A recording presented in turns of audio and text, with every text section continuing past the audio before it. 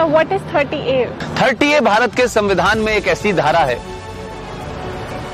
ये धारा ये कहती है कि हिंदू अपने धर्म की शिक्षा नहीं दे सकता, अपने कॉलेज में नहीं दे सकता, प्राइवेट कॉलेज में नहीं दे सकता, इसके लिए कॉलेज नहीं बना सकता, और जो सरकार के जो कॉलेजेस हैं उसमें नहीं दी जा सकती। लेकिन एक धारा है 30, वो 30 धारा मुसलमानों को इस बात की इजाजत देती है कि वो अपनी मजहब की शिक्षा के लिए कॉलेज खोल सकते हैं, वो मदरसे चला सकते हैं, क्रिश्चियन अपने मदरसे चला सकते हैं, स्कूल इंस्टीट्यूशन चला सकते हैं, जहां वो अपने मजहब की शिक्षा दे सकते हैं। मेरा सवाल यह है, क्या संविधान के निर्माताओं को इस बात का बोध नहीं था कि सिम्मी जी, अगर आप अपने धर्म की शिक्षा आपको नहीं मिलेगी तो आप में संस्कार कहां से आएंगे, आप में फेथ कहां से आएगा, आप वेद क्या हैं, पुराण क्या है, कैसे जानेंगे अगर आपसे कहा जाए आपको यह नहीं पढ़ना है।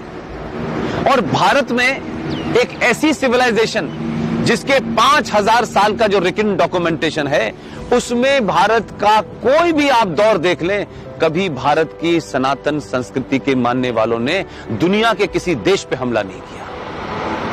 यह शब्द बलात्कार हमारी संस्कृति का हिस्सा नहीं था। यह घूंघट इसलिए नहीं था कि हमारे यहां था, हमको गलत नैरेटिव दिया क्या।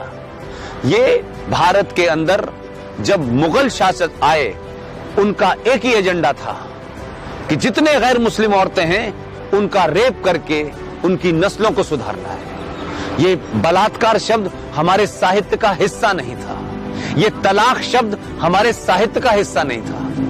हमारी परंपरा और संस्कृति में 7 फेरे जीवन भर के लिए जाते हैं। इस्लाम में शादी is a contract between 2 people, it's a business.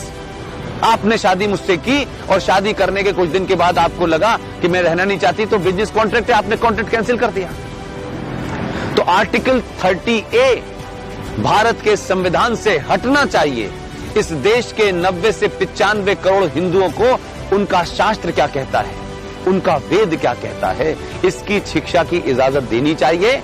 और मंदिरों के ऊपर जो हिंदू पैसा चढ़ाते हैं, यह भी एक लॉ है जो नहीं पता देश को। भारत के जितने भी मंदिर हैं उस पे जो पैसा चढ़ता है वो सरकार के खजाने में चला जाता है। और भारत के मजारों के ऊपर जो पैसा चढ़ता है, जो गुरुद्वारों में पैसा चढ़ता है, वो सारा का सारा पैसा उस धर्म के मानने वालों के पास चला जाता है। सिर्फ भारत के हिंदुओं का पैसा जो आप अयप्पा पे चढ़ाती हैं, जो महाकाल पे चढ़ाती हैं, जो वैष्णो देवी पे चढ़ाती हैं, वो पैसा सरकार ले लेती है। तो अगर भारत के मंदिरों पे चढ़ने वाले पैसे से भारत के लोग, हिंदू लोग, सनातनी लोग अपने विश्वविद्यालय खोलना चाहें कि हम सनातन की संस्कृति के बारे में बताएंगे, पुराणों को पढ़ाएंगे, तो उसकी भी छूट नहीं है। ये संविधान में 2 धाराएं एंटी हिंदू हैं, इनको समाप्त होना चाहिए। और मैंने कल भी घोषणा की है कि अगले 2 साल में